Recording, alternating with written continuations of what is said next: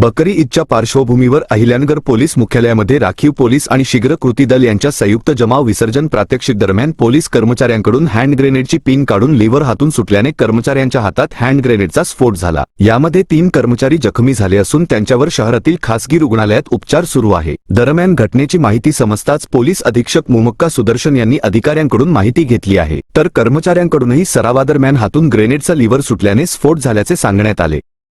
कसं होतं की आमच्या दरवेळची जी प्रॅक्टिस चालते ग्राउंडला मॉब डिस्पोजलची जमाव विसर्जन जे आम्ही दरवेळेस घेत असतो, आमचा सरावच असतो तो।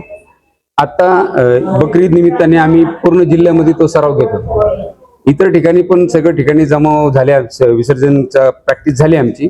आज RCP 1 आणि 2 QRT यांचा संयुक्तरित्या आम्ही सराव घेतला।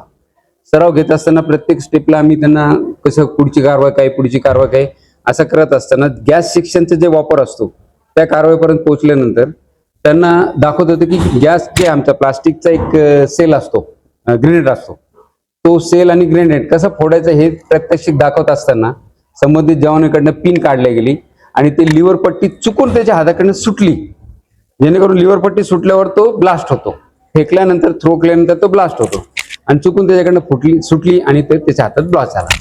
ब्लास्ट झाल्यानंतर त्याला करंगळीला मार लागला। ह्या करंगळीमधला जॉईंट जे आहे तो जॉईंट निसटला आहे आणि त्याच्यावर केबल वायर केवाय करून ऑपरेट करणारे अधिकारी, बाकीचे 2 जण त्याचे शेजारी होते ते किरकोळ जखमी झालेले आहेत। साधारणतः किती कर्मचारी जखमी झाले? 3।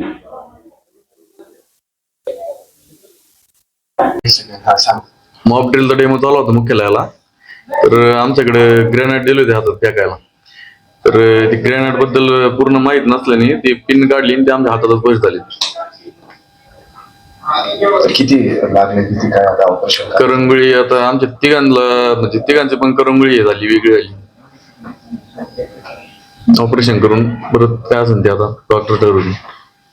तर प्रशिक्षण सुरू होतं का? नाही, डेमो झाला होता मॉब ड्रिल। मॉक ड्रिल कशा निमित्त मॉक ड्रिल चालू आहे? म्हणजे आता ईद निमित्त।